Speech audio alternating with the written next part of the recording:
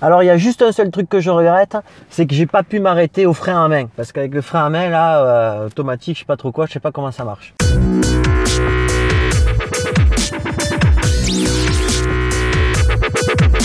Bonjour et bienvenue dans l'émission Autocritique, la première de la saison. Alors pour la première, je suis ici au garage Mérino Perpignan avec Mathieu qui est commercial ici. Tout à fait, c'est commercial sur l'occasion et sur du neuf. D'accord, vous vendez les deux, neuf et occasion? On vend les deux bien sûr, on est polyvalent, on vend les deux bien sûr.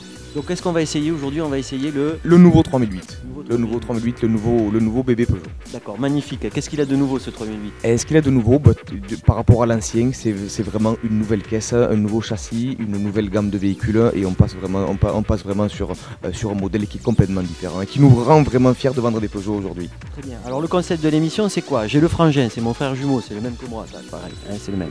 Donc le frangin, lui, qu'est-ce qu'il fait? Il va essayer le 3008, il voit ça avec Martine au bureau là-bas. Exactement.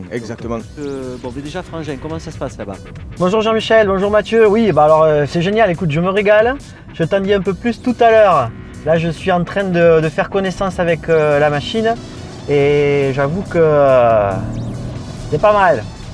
Bien, bon, il a l'air de s'amuser, ça a l'air de lui plaire. Ah ben moi, j'en doute pas une seule seconde, mais pour avoir vraiment cet aperçu-là, il faut vraiment venir l'essayer au garage. Très bien, qu'est-ce que je veux dire? La gamme, il y a combien de niveaux Donc la gamme aujourd'hui sur le nouveau 3008, on a 5 niveaux de finition, d'accord? 5 niveaux de finition avec des motorisations autant en essence qu'en diesel et autant en boîte manuelle et automatique pour vraiment pallier à tous les besoins de nos clients. Et le frangin, alors qu'est-ce que tu as comme modèle là-bas? Quand tu roules dans quoi?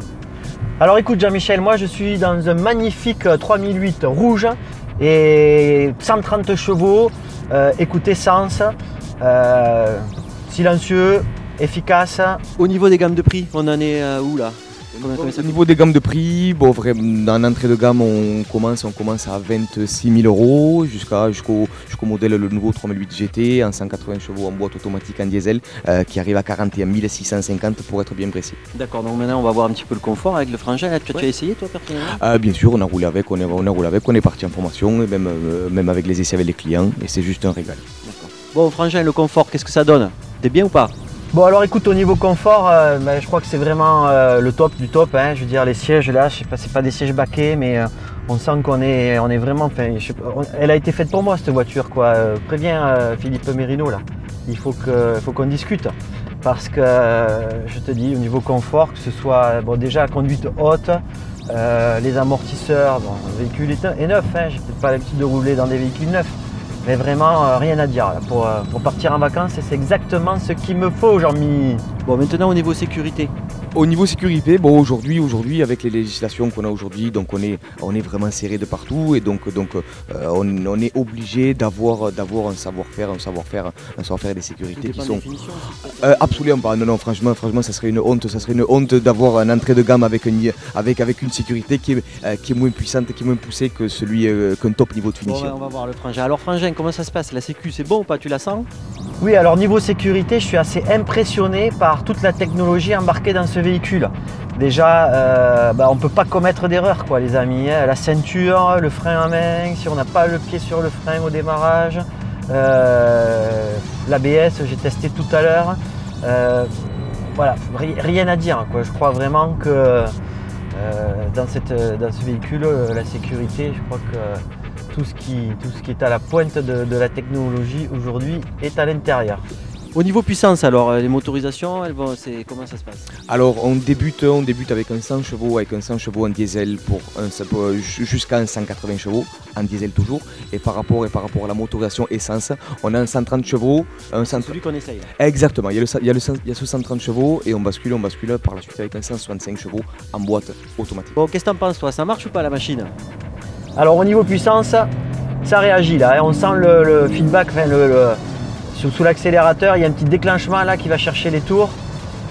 C'est pas mal, voilà, j'ai du monde devant, je peux pas rouler, mais bon, pour un 130 chevaux, c'est pas énorme, franchement, et le poids que ça doit peser, rien à dire. Moi, ça me suffit. Bon alors on peut l'essayer ce véhicule, sinon on l'a essayé, vous faites essayer? Bien sûr, je propose à toutes les personnes qui seraient éventuellement intéressées par ce 3008 ou par la concurrence, qui viennent vraiment dans notre garage pour déjà l'essayer. C'est ouvert de quelle heure à quelle heure, dis-moi? Ah ben nous c'est du matin déjà à 8h, on commence déjà à être sur les starting blocks jusqu'au soir 19h du lundi au samedi. Donc venez nombreux, on est évidemment là pour vous accueillir. Il suffit de téléphoner, demander Mathieu. Exactement. Mathieu, je vous remercie d'avoir fait l'honneur à TV4 de faire la première émission. Ça avec grand plaisir. Ça avec grand plaisir. Ouais. Et puis à bientôt pour une prochaine émission. À bientôt.